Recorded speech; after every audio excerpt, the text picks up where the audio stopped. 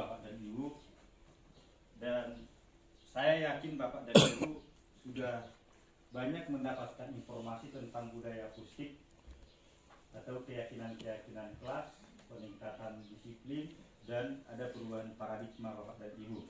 Jadi sekali lagi saya bukan menggurui, kita sama-sama belajar Bapak dan Ibu, bahkan Ibu sendiri sudah tuntas di angkatan 7 ya untuk guru penggerak. Saya di angkatan 8 masih modul 1, ada 3 modul, sudah lebih kurang 2 bulan ya. Modul 1 hari ini sosialisasi budaya akustik ya, nanti siang udah ujian ya, saya juga ujian nanti di modul ini. Bapak dan Ibu sekali lagi mohon masukan untuk kita bersama Bapak dan Ibu, yaitu penyebaran budaya akustik kepada rekan guru di SMP Negeri 4 Semanindo oleh saya sendiri Aryo OP Pasaribu, calon guru penggerak angkatan 8 Kabupaten Samosir, Provinsi Sumatera Utara. Ada 6 pembelajaran Bapak dan Ibu di modul ini, ada 21 nanti sampai 26. Di pembelajaran 1 yaitu disiplin positif dan nilai-nilai kebajikan universal. Sebelum ke materi Bapak dan Ibu, ada paradigma pendidikan kita Bapak dan Ibu, yaitu kalau biasanya pembelajaran itu berpusat pada guru, di tuntutan kurikulum merdeka harus berpusat pada siswa ya, student center Bapak dan Ibu. Bagaimana kita melakukan pembelajaran di kelas dengan memperhatikan kebutuhan siswa, maka seharusnya yang kita lakukan adalah tes diagnostik ya, untuk mengetahui minat dan bakat siswa. Termasuk juga tentang teori kontrol ya, paradigmanya Bapak dan Ibu. Ini ilustrasi ya, tangan di kepala Bapak dan Ibu. Ada 2 di sini, yang A adalah kita sendiri, yang B adalah teman kita. Jadi kita umpamakan dulu kita yang A, kita mensobek secara kertas. Di kertas itu ada benda yang sangat berharga bagi kita, yang sangat berharga bagi kita. Kemudian kita kepal, kita genggam sekuat tenaga Bapak dan Ibu. Kemudian teman yang di samping kita, teman kita mencoba untuk meminta yang berharga itu, yang kita genggam itu. Ya, dengan berbagai cara dilakukan, ya, bisa membujuk, bisa mengancam, bisa menghardik, merayu, menyuap, apa saja pun dilakukan. Jadi kira-kira apa yang kita lakukan Bapak dan Ibu? Sudah ada benda yang sangat berharga kita genggam, ya, baru mau diminta oleh teman kita, mau nggak kita membuka sesuatu yang berharga itu dan kita berikan kepada orang lain, sekalipun dirayu, ya, bahkan diancam sekalipun, disuap, mungkin tindakan kita akan berbeda-beda. Mungkin Ibu Nenggolan apa yang dilakukan? Apakah dibuka atau dipertahankan? Tergantung yang meminta, tergantung rayuannya gitu ya Bapak dan Ibu. Kalau Ibu Eren, apakah membuka genggaman, melepas dan memberikan kepada orang, padahal itu yang sangat berharga bagi kita? Enggak juga Pak, Tetap tergantung kepada cara pelakunya untuk merayu kita gitu, tergantung itu juga. Kalau dia memang berhasil merayu kita, meyakinkan seseorang, bisa aja terjadi Pak gitu. Saya dibuka. Pak Siole, itu tadi kan yang jelas motivasi juga berbeda. Apa yang disampaikan oleh Ibu Nenggolan dengan Ibu Eren juga itu berbeda dengan saya. Kalau saya, walaupun itu sama sekali sangat berharga yang di tangan saya itu, tapi kalau ada yang lebih butuh lagi dengan apa yang ada di tangan saya, itu kan saya berikan. Itu kan namanya berbagi. iya Pak. Pak Barida Pak. Kalau saya mungkin Pak, akan saya rayu dengan cara saya sendiri, bagaimana anak didik itu mau ngasih. Baru Pak, karena ada Bapak genggam sesuatu yang sangat berharga, baru dirayu oleh Pak Siole, itu mau diminta. Apakah Bapak mau melepas itu, memberikan kepada Pak Siole, atau tetap Bapak pertahankan? Saya kira begini Pak, tergantung itu kebutuhan saya dengan kebutuhan yang meminta. Kalau memang yang meminta lebih membutuhkan, saya kasih. Iya. Terima kasih. Ibu Enes? Sama seperti Pak. Ibu PH? Kalau saya Pak tergantung orangnya. Kalau orangnya memang istilahnya paling membutuhkan, apapun istilahnya pentingnya yang saya genggam itu, kalau orangnya lebih membutuhkan akan memberikan Pak. Baik, terima kasih atas jawaban kita Bapak dan Ibu, hampir sama semuanya. Tapi yang perlu kita simak di sini bahwa benda tersebut adalah yang sangat berharga untuk kita, sangat berharga untuk kita. Lalu apa yang terjadi? Tergantung respon kita, motivasi kita tadi Bapak dan Ibu. Bapak dan Ibu, perubahan paradigma tentang teori kontrol. Siapa sebenarnya yang bisa mengontrol kita? Apakah teman kita atau kita? Sama dengan ketika kita mengajar di ruang kelas, ada ilusi, ada perubahan Bapak dan Ibu. Ternyata bahwa yang mengontrol kita sebenarnya adalah diri kita sendiri. Siswa itu pun yang mengontrol siswa itu pun sebenarnya adalah dirinya sendiri. Lalu bagaimana posisi kita Bapak dan Ibu? Kita hanya sebagai penuntun Bapak dan Ibu. Ya. Jadi selama ini kalau guru yang mengontrol murid, itu hanya ilusi, bayang-bayang sebenarnya Bapak dan Ibu. Karena kenapa? Kalau terus kita yang mengontrol oleh si murid untuk mengarahkan perilakunya, maka ketika kita tidak hadir, itu akan ketergantungan Bapak dan Ibu. Ketika kita lengah, maka dia akan kembali ke sifat-sifat asalnya Bapak dan Ibu. Iya. Bapak dan Ibu, perubahan paradigma stimulus respon, ada perbedaan antara stimulus respon dengan teori kontrol Bapak dan Ibu. Kalau di stimulus respon, kita mencoba mengubah orang agar berpandangan sama dengan kita. Ya. Pola pikir kita yang kita paksakan kepada siswa itu. Ya, tapi kalau teori kontrol Bapak dan Ibu, ternyata kita sebenarnya cukup coba memahami. Ya, mari kita mencoba memahami perbedaan pandangan di antara kita. Ya, mungkin pola pikir saya tidak bisa saya paksakan persis seperti pola pikir Ibu PH. Ibu PH juga seperti itu. Jadi lebih bagus di sini adalah coba memahami, baru dilihat nanti persamaan-persamaannya. Kemudian perilaku buruk dilihat sebagai suatu kesalahan. Ya, langsung kita vonis itu salah tanpa pernah kita melihat apa latar belakang anak itu melakukan kesalahan. Ternyata banyak hal nanti akan kita perdalam Bapak dan Ibu, ada kebutuhan-kebutuhan yang tidak terpenuhi. Karena semua perilaku itu ternyata memiliki tujuan. Ya, minggu yang lalu mungkin di Sumatera Utara di Medan kita melihat itu begal, ya, kerawanan-kerawanan. Ketika ditangkap oleh polisi, motivasinya berbeda-beda. Seperti yang Bapak katakan Bapak tadi. Ada yang ingin tenang, cari sensasi. Tapi ada memang karena himpitan ekonomi. Ya. Jadi kalau di stimulus respon, orang lain bisa mengontrol saya. Ya.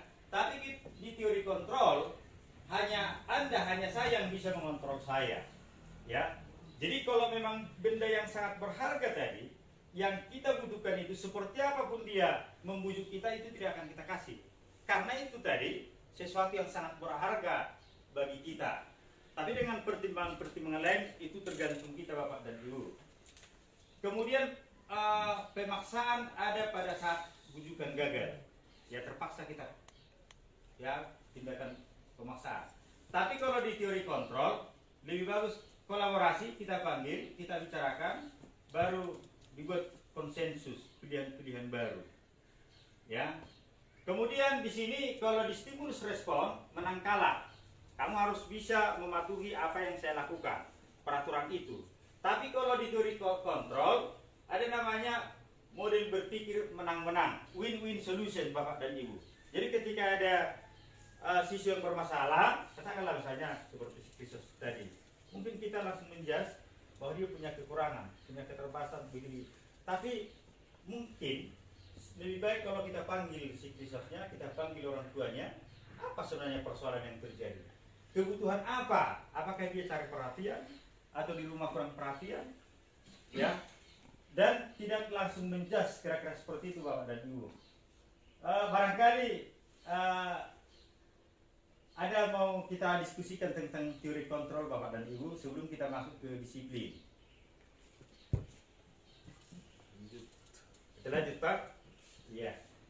Baik, kita masuk ke kata disiplin. Ya, karena salah satu dari teori kontrol itu adalah disiplin. Disiplin itu berarti berasal dari bahasa Latin, yaitu disiplina, yang artinya belajar. Belajar membiasakan diri ya untuk sesuatu yang baik. Ya. Makna asal kata dari disiplin berkonotasi dengan disiplin diri dari murid-murid para filsuf, yaitu setelahnya ada Sokrates dan Plato. Ya. Disiplin diri membuat orang menggali potensinya menuju sebuah tujuan apa yang dia hargai. Ya, jadi anak didik kita hadir tepat waktu. Bahwa disiplin itu ya sesuatu yang dilakukan oleh seseorang pada orang lain untuk mendapatkan kepatuhan. Yang jelas siswa harus patuh sama wali kelas. Ya, siswa harus patuh kepada bapak ibu guru yang masuk di kelas itu. Ya, tidak perlu tanpa mau tahu, yang penting patuh dan menakutkan karena ada risiko, ada hukuman bapak dan ibu. Ya, disiplin positif, ya bapak dan ibu.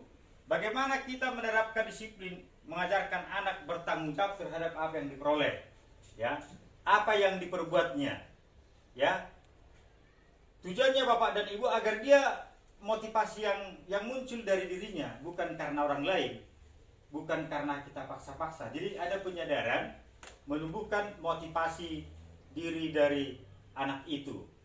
Nilai-nilai kebajikan yang dimaksud di sini bapak dan ibu udah biasa, ya. Ada di sini pakar, ya. Pasti ada tujuannya. Kemudian dengan mengaitkan nilai-nilai kebajikan yang diyakini seseorang, maka motivasi intrinsiknya akan terbangun, ya. Sama seperti anak tadi yang mau tentara, yang mau polisi, ya. Apapun pasti dia lakukan itu untuk mencapai tujuan tersebut, ya. Nilai-nilai kebajikan untuk saat ini itu yang kita kenal dengan profil pelajar Pancasila. Ada 6 elemen, ya bapak dan ibu, ya. Ada beriman dan bertakwa kepada Tuhan dan berakhlak mulia, kemudian kerjasama, mandiri, bernalar kritis, dan berkebinekaan global. Seseorang melakukan pekerjaan, tindakan, pada prinsipnya ada 3 motivasinya bapak dan ibu. Mungkin selama ini ya yang kita tahu internal, intrinsik, dan ekstrinsik, ya. Ada seseorang melakukan untuk menghindari hukuman, ya. Jadi hadir tepat waktu supaya tidak dihukum, ya. Berseragam lengkap hari Senin supaya tidak dihukum, ya. Ketika mengendara kita harus pakai apa bapak dan ibu? Supaya tidak kena razia, ya. Itu pada umumnya, ya bapak dan ibu. Tapi sesungguhnya nilai kebajikannya adalah untuk keselamatan bapak dan ibu, ya. Jadi masuk di sini nilai itu kalau hanya untuk supaya tidak kena razia. Kemudian untuk mendapatkan imbalan ataupun penghargaan dari orang lain, ya. Apa kira-kira contohnya itu bapak dan ibu? Gaji. Kalau untuk siswa, nilai, ya, untuk mendapatkan nilai yang baik, ya, pujian. Dan yang ketiga adalah untuk menjadi orang yang mereka inginkan dan dapatkan apabila saya melakukan. Ada syarat. Jadi yang lebih jauh dari situ, yang lebih dalam dari situ bapak dan ibu, yang kita harapkan dari siswa kita adalah kita melakukan itu untuk menghargai diri kita sendiri bapak dan ibu. Kenapa kita harus hadir di sekolah ini 7.30 bapak dan ibu? Atau kenapa harus masuk pukul 8? Kalau lebih dari situ apa masalah bagi kita bapak ibu? Kalau misalnya kita masuk pukul 8 tapi kita hadir 8.30, apa yang terjadi bapak dan ibu? Terlambat ke sekolah, atau siswa kita misalnya, atau ketika diklat kita harus datang tepat waktu. Kenapa harus tepat waktu bapak dan ibu? Meningkatkan disiplinnya bapak. Misalnya IKN kemarin dibuat pukul 8, kita harus hadir pukul 8, itu untuk apa bapak dan ibu? Supaya tidak menghindari. Iya. Yang jelas bapak dan ibu, karena merugikan diri kita sendiri bapak dan ibu. Ketika ada diklat kita terlambat, kita takut kehilangan materi bapak dan ibu, ya. ketika kita juga di kelas atau siswa misalnya terlambat ke kelas, yang rugi sebenarnya adalah dia sendiri, siswa sendiri. Dia akan ketinggalan informasi. Merdeka itu artinya tidak hanya terlepas dari perintah, ya, tidak hanya terlepas dari perintah, akan tetapi juga cakap buat memerintah diri sendiri. Ya, kira-kira Ibu As, memerintah diri sendiri kira-kira ke mana maksudnya Ibu? Itu artinya kita melakukan apa yang menurut kita benar. Melakukan apa yang menurut kita Yang seharusnya kita lakukan tanpa disuruh ya. Disuruh. Ya, disuruh. Kira-kira seperti itulah Bapak dan Ibu pengertian merdeka. Apalagi saat ini Bapak dan Ibu kurikulum merdeka. Ya, banyak anggapan bebas sebebas-bebasnya. Bukan itu sebenarnya Bapak dan Ibu. Anak-anak kita harapkan bebas menentukan pilihan cara belajarnya, bebas menentukan pilihan dalam pengumpulan tugasnya. Itu yang disebut dengan pembelajaran berdiferensiasi Bapak dan Ibu. Ya. Jadi terlepas dari diperintah, tapi cakap juga untuk memerintah diri sendiri. Bapak dan Ibu, saya juga mungkin menuduh diri saya sendiri bahwa musuh saya yang paling terbesar sebenarnya adalah diri saya. Bukan siapa-siapa Bapak dan Ibu. Ya, apa itu? Ya mungkin kemalasan. Akan berbeda, ya, orang yang rajin, ya mungkin kita juga bisa membeda-bedakan. Kenapa Bapak sukses dalam usaha mungkin? Pasti kerja keras, berpikir keras, bekerja keras. Ya, kenapa saya seperti ini? Ya, mungkin kira-kira seperti itu Bapak dan Ibu. Baik, kita lihat di sini sebentar Bapak dan Ibu. Itu termasuk hukuman atau konsekuensi. Ya, kita jawab di pikiran kita dulu Bapak dan Ibu. Nanti kita lihat mana yang dari ini, ya. Baru yang kedua, lari mengelilingi lapangan basket 2 kali karena terlambat hadir di sekolah. Kita suruh lari 2 kali, 3 kali. Kemudian murid diminta untuk push up 15 kali karena tidak menggunakan masker ke sekolah. Apakah ini hukuman ataupun konsekuensi? Kemudian menggantikan kertas tugas teman yang telah dicoret-coret, kita suruh ganti. Senggol, dia menyenggol taperer lah kita katakan temannya. Baru murid disuruh untuk mengenakan sepatu, tidak mengenakan sepatu. Ini tidak mengenakan sepatu 1 hari. Ya, tidak mengenakan sepatu 1 hari karena sepatu yang digunakan tidak sesuai dengan tata tertib. Kemudian lari mengelilingi lapangan basket 2 kali karena terlambat 10 menit pada waktu pelajaran olahraga. Jadi Bapak dan Ibu, kalau di sini kita anggap hukuman, kita buat H, nomor 1 H, ya, bisa kita buat Bapak dan Ibu. Nanti kita lihat, ya, apakah benar atau tidak. Ini semacam awal Bapak dan Ibu. Nomor 1 kira-kira Ibu Eka? Hukuman. Nomor 2? Hukuman. Nomor 3 hukuman. Nomor 4 konsekuensi. Nomor 5 konsekuensi. Nomor 6 tidak mengenakan sepatu 1 hari. Karena dia tidak memakai sepatu yang selayaknya. Iya, warna tidak. Buka. Hukumannya Hukuman. Nomor 1 konsekuensi itu. Iya kan? Mencatat 100 kali. 100 kali. Konsekuensi. Konsekuensi. Nomor 6, lari mengelilingi lapangan basket 2 kali karena terlambat 10 menit pada saat belajar olahraga. Hukuman. Konsekuensi lah. Pada saat olahraga ini ya, Konsekuensi lah. baik. Inilah jawabannya Bapak dan Ibu. Mungkin nanti masih bisa kita diskusi kenapa ini menjadi hukuman. Yang mengingat waktu dan materi kita juga masih banyak. Ya, yang nomor 2 hukuman, yang nomor 3 hukuman, nomor 4 konsekuensi, 5 konsekuensi, 6 hukuman, 7 konsekuensi Bapak dan Ibu. Baik, apa beda antara hukuman dan konsekuensi ini dia Bapak dan Ibu? Kalau hukuman, sesuatu cenderung dia menyakitkan, ya, perasaan anak terpukul secara mental maupun secara fisik. Sedangkan konsekuensi ya sesuatu yang terjadi ya sebentar, baru membuat anak sakit itu dari sakit secara fisik, karena hukuman itu ada dua, ya secara fisik dan secara verbal atau psikis. Sedangkan konsekuensi membuat anak merasa tidak nyaman dalam jangka waktu yang pendek, tidak berlarut-larut. Kemudian hukuman anak membenci kedisiplinan, ada merasa berontak. Kemudian anak belajar untuk menyembunyikan kesalahan karena rasa takut. Sedangkan di sini konsekuensi anak belajar untuk mematuhi peraturan. Kemudian ada merasa marah, kesal, ya, dipermalukan, merasa tak dihargai. Kemudian di sini kehilangan hak, ya, hanya pun sebentar. Dibuat tidak nyaman, diasingkan untuk sementara, Bapak dan Ibu. Kalau orang tua kamu, ya, berbuat begini. Di posisi ini, murid akan menilai diri sendiri yang buruk tentang diri mereka. Ya, murid merasa tidak berharga dan telah mengecewakan gurunya dan telah mengecewakan orang lain, Bapak dan Ibu.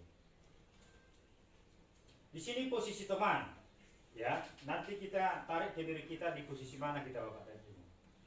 Di sini, ya, guru dengan siswa sangat dekat sekali, ya, cenderung dimanjakan. Ya, bahkan si guru yang membantu siswa ketika dia melakukan kesalahan. Apa nampaknya Bapak dan Ibu? Kalau seperti ini, ayo bantulah demi Bapak, ya. Ya, bantulah ya demi sekolah kita, ya. Bantulah demi Ibu. Ya, jangan sampai dari kelas kita ini nanti berpikiran negatif. Ya. Nanti Ibu bantu pun, kira-kira seperti itu Bapak dan Ibu. Jadi sisi positifnya Bapak dan Ibu tentu banyak kebaikannya, tapi sisi positifnya anak jadi manja dan ketergantungan Bapak dan Ibu. Dan ketika kita tidak hadir bersama mereka, mereka akan melakukan tindakan-tindakan yang kurang pas atau bertentangan dengan nilai-nilai kebajikan. Kita percepat Bapak dan Ibu di posisi pemantau, kita tetap fokus pada peraturan. Sebagai manajer, ya, kalau posisi sebagai manajer Bapak dan Ibu, kita melibatkan anak mulai dari awal sampai ke pencarian solusi. Ya, biasanya Bapak dan Ibu di posisi manajer ini, guru mengatasi berbuat selalu bersama murid, melibatkan murid. Ya Bapak dan Ibu, jadi ketika ada anak kita yang melakukan kesalahan, jangan langsung kita vonis Bapak dan Ibu. Kita tanya dulu, ya, kenapa dia seperti itu. Ada namanya validasi menstabilkan identitas Bapak dan Ibu. Nanti ada contohnya Bapak dan Ibu. Dan inilah posisi yang paling baik Bapak dan Ibu. Ya, guru berbuat sesuatu bersama murid, mempersilahkan murid mempertanggungjawabkan perilakunya dan mendukung murid agar dapat menemukan solusinya Bapak dan Ibu. Posisi manajer mengacu pada restitusi, ya, yang dapat menjadikan murid sebagai manajer bagi dirinya sendiri. Ini ada contoh-contohnya Bapak dan Ibu. Kita kesini dulu masuk sebentar karena mungkin terlalu monoton Bapak dan Ibu. Ada di Sekolah. Dia pun akhirnya sampai di gerbang sekolah, tetapi baru menyadari kalau tidak menggunakan sepatu hitam seperti tertera di peraturan sekolah. Di depan pintu kelas, Bapak Lukman memperhatikan sepatu Sabrina yang berwarna coklat. Sabrina berusaha menjelaskan bahwa dia terburu-buru dan salah mengenakan sepatu. Pak Lukman menanyakan Sabrina, apa peraturan sekolah tentang seragam warna sepatu? Sabrina menjawab sudah mengetahui sepatu harus berwarna hitam, namun terburu-buru dan salah mengenakan sepatu. Selain tidak mungkin kembali pulang karena rumahnya jauh sekali, Pak Lukman tetap bersikeras pada peraturan yang berlaku dan mengatakan, ya sudah, kamu sudah melanggar peraturan sekolah. Kamu salah, sudah terlambat, salah pula warna sepatunya. Segera buka sepatumu kalau tidak bisa mengenakan warna sepatu sesuai peraturan. Sabrina minta maaf dan memohon kembali kepada Pak Lukman agar tetap dapat mengenakan sepatunya dan berjanji tidak akan mengulangi kesalahannya.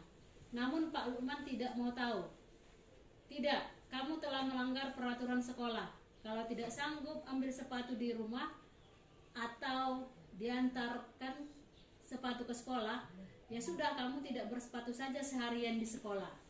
Sekarang copot sepatumu dan silahkan belajar tanpa sepatu seharian. Sabrina pun dengan berat hati mencopot sepatunya dan memberikannya kepada Pak Lukman. Seharian dia tidak berani berkeliling sekolah karena malu dan lebih banyak berdiam diri di kelas tanpa alas sepatu. Baik, terima kasih Bu. Barangkali kita bisa mengambil kesimpulan posisi Pak Lukman, posisi kontrol apa yang diperankan oleh Pak Lukman, Bapak dan Ibu? Pemantau. Penghukum. Ada lagi pendapat lain atau merasa bersalah? Manajer? Baik, silakan tanggapannya Bu. Iya, jadi kecenderungannya di sini Bapak dan Ibu, tanggapan kita pas, ya. Di sini kecenderungannya adalah kalau dikatakan pemantau ada juga, ya ada juga dia pantau. Tapi kesimpulan kita di sini jelas yang terakhir yang dilakukan oleh Pak Lukman adalah sebagai penghukum. Sekalipun Sabrina sudah menjelaskan kenapa dia terlambat, kenapa warna sepatunya tidak sesuai dengan aturan, Bapak dan Ibu. Mungkin Ibu As yang kedua minta tolong Bu, dibacakan. Ibu Dani. Ibu Dani sedang menjelaskan pelajaran bahasa Inggris di papan tulis, namun beliau memperhatikan bahwa Fajar malah tidur-tiduran dan tanpa acuh pada pelajarannya. Fajar, coba jawab pertanyaan nomor 3. Maju ke depan dan kerjakan di papan tulis. Sama Ibu dan Fajar pun diam membisu. Iya. Barangkali posisi Ibu Guru di sini. Iya, membuat merasa bersalah Bapak dan Ibu. Sudah cukup Bapak Dewi. Ibu Ren bisa sebentar dibaca, nampak dari sana ya? Iya. Anto dan Dino sedang bermain bersama di lapangan basket dan tiba-tiba terlihat dalam sebuah pertengkaran adu mulut. Dino pun menjadi emosi dan mengadakan kontak fisik, menarik kemeja Anto dengan kasar sampai 3 kancingnya terlepas. Pada saat itu guru piket langsung melerai mereka dan membawa mereka ke ruang kepala sekolah. Ibu Suti sebagai kepala sekolah berupaya menenangkan keduanya, terutama Dino. Dino sepertinya kalau mempertahankan diri adalah hal yang penting, namun meminta Dino memikirkan cara lain yang mungkin lebih efektif karena saat ini Dino berada di ruang kepala sekolah. Ibu Suti melanjutkan bertanya tentang keyakinan sekolah yang disepakati serta apakah Dino bersedia memperbaiki kesalahan yang telah dilakukan terhadap Anto. Dino pun akhirnya perlahan mengangguk. Kemudian Ibu Suti balik bertanya kepada Anto, hal apa yang bisa dilakukan Dino untuk memperbaiki masalah? Anto menjawab, saya perlu kancing saya diperbaiki Bu. Ibu saya akan sangat marah kalau melihat kancing baju saya sampai copot 3 kancing begini. Ibu Suti pun kembali bertanya ke Dino, apakah yang akan dia lakukan untuk menggantikan 3 kancing Anto yang terlepas? Dino berpikir sejenak, namun menjawab, wah tidak tahu Bu, saya lem kembali mungkin ya Bu. Ibu Suti berpikir sebentar dan menanggapi, kalau dilem akan mudah terlepas kembali Dino. Bagaimana kalau kamu menjahitkan saja? Bersediakah kamu? Dino tampak ragu-ragu dan menanggapi, menjahit? Mana saya tahu bagaimana menjahit Bu. Ibu Suti meneruskan, apakah kamu bersedia belajar menjahit? Dino berpikir sejenak, memandang ke meja Anto dan menanggapi, yang mengajari saya siapa Bu? Dengan cepat Ibu Suti menjawab, Pak Irfan, guru tata busana. Akhirnya Dino mengangguk, tanda menyetujui, dan sepanjang siang itu Dino belajar menjahit dan memperbaiki kemeja Anto. Terakhir kali terlihat kedua anak laki-laki tersebut, Dino dan Anto, pada jam pulang sekolah. Mereka sudah bercengkerama dan bersenda gurau kembali. Baik, Bapak dan Ibu, terima kasih Ibu Ren. Berdasarkan studi kasus tersebut, posisi kontrol apa yang diperhatikan oleh Ibu Suci, Bapak dan Ibu, dari 5 posisi kontrol tadi? Manajer ya. Baik, Bapak dan Ibu, terima kasih. Posisinya adalah sebagai manajer. Kita lanjutkan sebentar lagi Bapak dan Ibu. sebelum kita ke keyakinan kelas, kita bahas sebentar apa itu restitusi. Ya, restitusi adalah proses menciptakan kondisi bagi murid untuk memperbaiki kesalahan mereka, sehingga mereka bisa kembali pada kelompok mereka dengan karakter yang lebih kuat. Restitusi juga merupakan proses kolaboratif yang mengajarkan murid untuk mencari solusi untuk masalah mereka dan membantu murid berpikir tentang orang seperti apa yang mereka inginkan menjadi, ya, tujuan mulia, dan bagaimana mereka harus memperlakukan orang lain. Ini menurut Gosen Bapak dan Ibu, ya. Jadi restitusi ini belajar dari kesalahan, menyadari kesalahan, ya, sehingga mereka dengan percaya diri setelah diproses untuk merubah diri, ya, sehingga memperkuat karakter Bapak dan Ibu. Ini beberapa ciri restitusi. Pertama, bukan untuk menebus kesalahan, namun untuk belajar dari kesalahan. Kemudian memperbaiki hubungan ataupun relasi. Kemudian tawaran bukan paksaan. Restitusi menuntun untuk melihat ke dalam diri.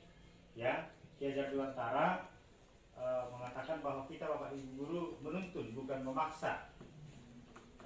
Restitusi mencari kebutuhan dasar yang mendasari tindakan. Nanti kita lihat ada 5 kebutuhan dasar manusia. Kemudian restitusi adalah cara yang paling baik. Kemudian restitusi fokus pada karakter bukan tindakan. Kemudian restitusi fokus pada solusi. Kemudian restitusi mengembalikan murid yang berbuat salah pada kelompoknya Bapak dan Ibu. Di segitiga restitusi Bapak dan Ibu, ini dia Bapak dan Ibu. Ketika ada kesalahan yang dilakukan oleh murid, Bapak dan Ibu,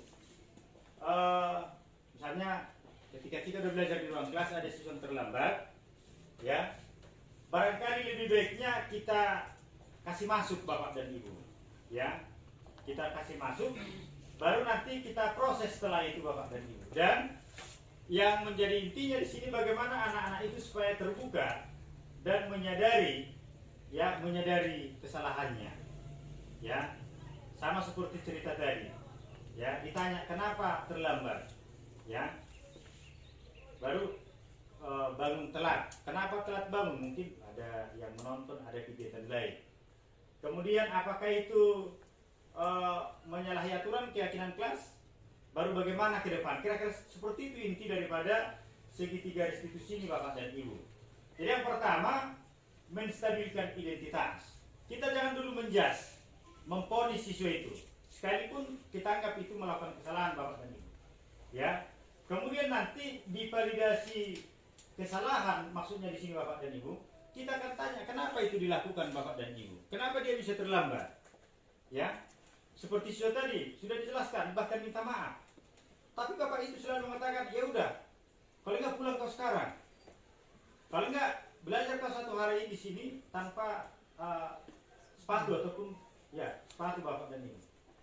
Baru yang ketiga Bapak dan Ibu menanyakan keyakinan, ya, apa yang dilanggar dan bagaimana solusinya.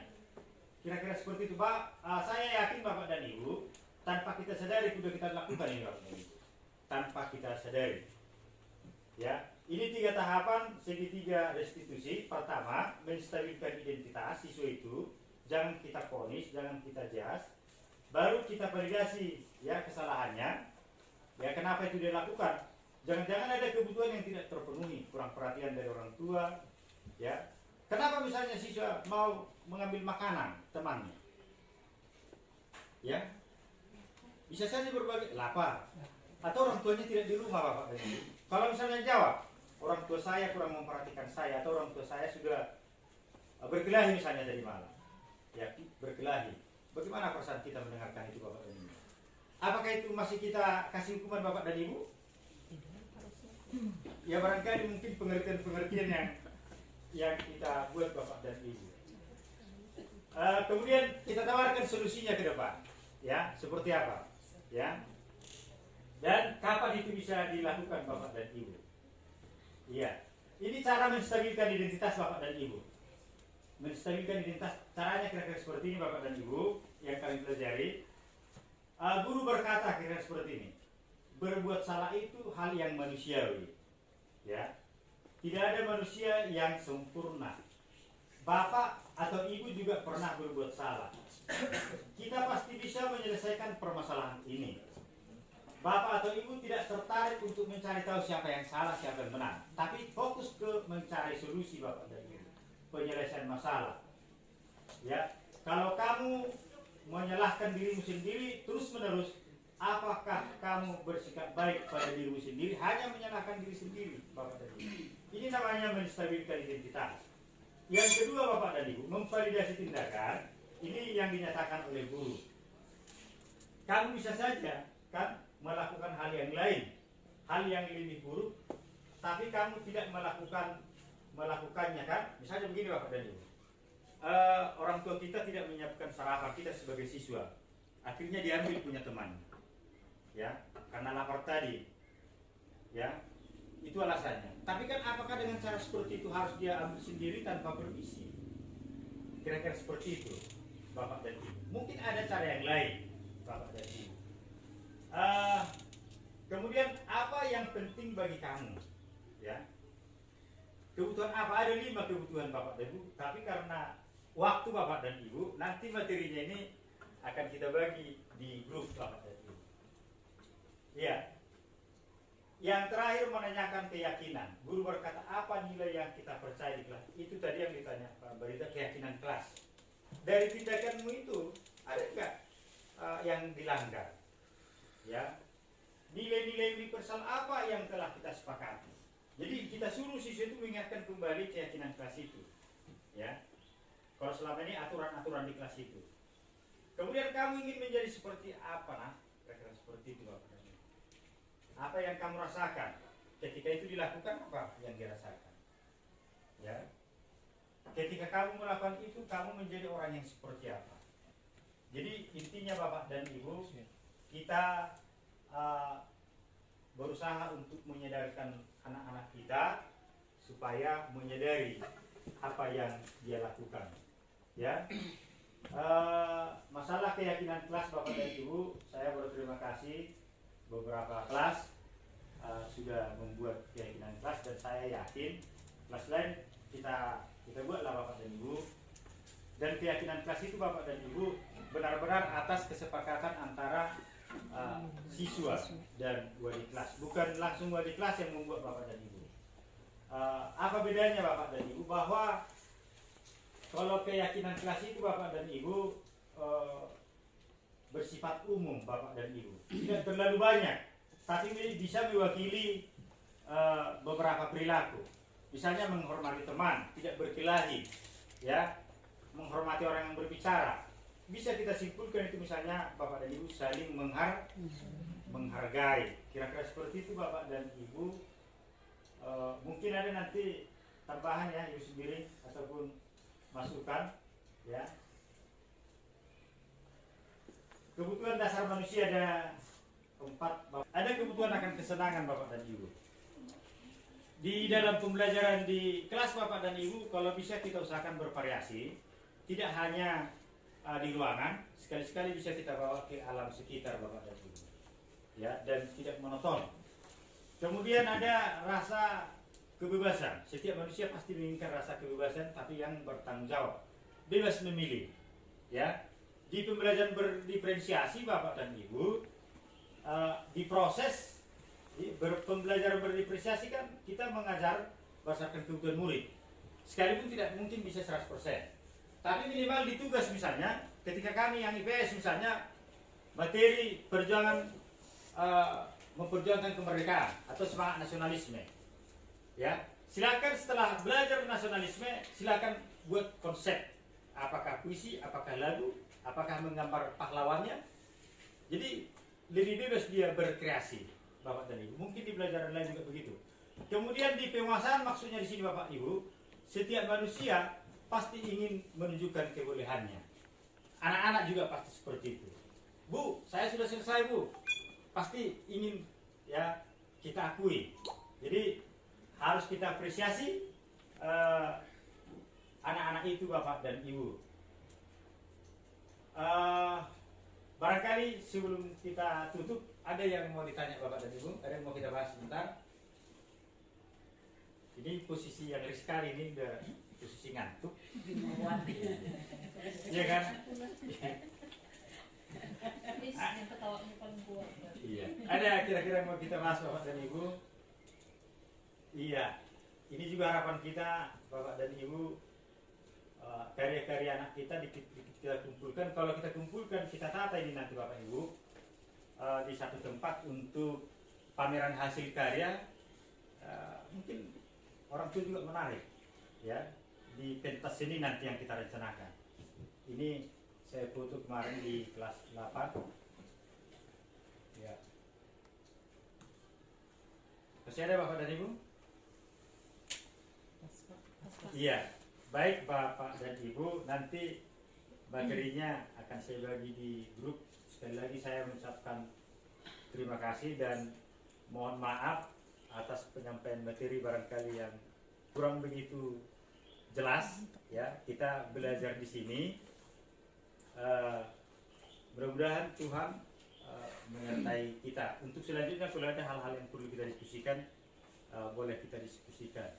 Selamat siang untuk kita semua Bapak Ibu. Terima kasih. Cair. Perkenalkan, nama saya Resman Sihole, guru SMP Negeri 4 Semanindo, mengajar bidang studi IPS. Kemarin setelah mendengarkan pemaparan dari Bapak Aryo Pasaribu mengenai penerapan budaya positif di sekolah, saya sangat berterima kasih karena dengan penerapan tersebut, pemaparan tersebut, ilmu saya, pemahaman saya tentang penerapan budaya positif di sekolah kami ini, SMP Negeri 4 Semanindo, sangat menambah nilai positif, dan mudah-mudahan ke depan itu menjadi hal yang bisa saya pergunakan di sekolah ini untuk melaksanakannya dan menerapkannya kepada baik terhadap siswa maupun warga sekolah ke depan.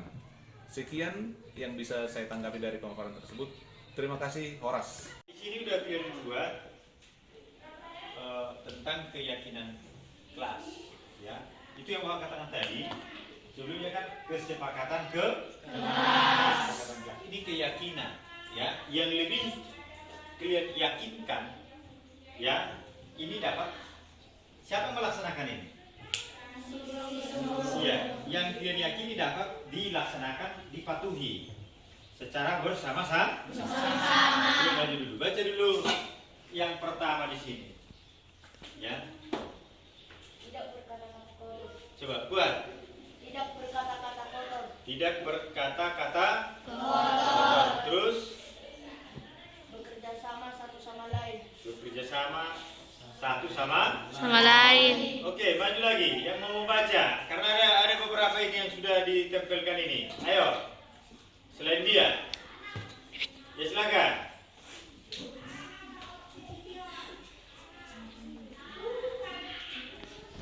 Ya. Saling menyayangi sesama agama maupun beda agama. Ya, saling menyayangi sesama agama maupun yang beda agama. Jadi coba lihat dulu, ya, atau duduk. Siapa lagi yang mau maju? Siapa lagi? Ayo. Ya silakan. Ini ada yang sama ini. Ini kan banyak 1, 2, 3, 4, 5, 6. 6 kali 4 berapa? 2. Pasti ada nanti ini yang sama. Bisa dipahami? Bisa, Mas. Coba lihat dulu manalah di sini yang sama. Yang sama.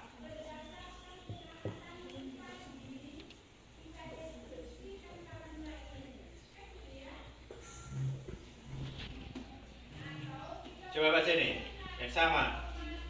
Tidak saling membuli, saling membantu, Ya. Yang sama dengan? saling menyayangi sesama agama maupun beda agama. Iya, berarti ini sama. Apalah misalnya kalimat yang mewakili ini. Ini kita saling menyayangi sesama agama maupun beda agama. Di sini tidak saling membuli, saling membantu, cinta teman. Berarti apa kita buat kesimpulannya itu? Iya, maka kita buatlah di situ adalah toleransi. Itu satu keyakinan kelas. Bisa dipahami? Bisa. Oke, bagus, silakan duduk. Ya. Kenalkan, nama saya Samuel Aranja Junior Malau. Saya siswa SMP Negeri 4 Semenindo. Kami bersama Bapak Aryo Pasaribu ingin membuat keyakinan kelas. Kami sangat bersemangat dan kami sangat senang karena kami bisa menyampaikan usulan-usulan untuk membuat keyakinan kelas untuk menjadi kelas kami lebih baik ke depannya. Dan kami juga berkomitmen untuk melaksanakan keyakinan kelas tersebut. Terima kasih.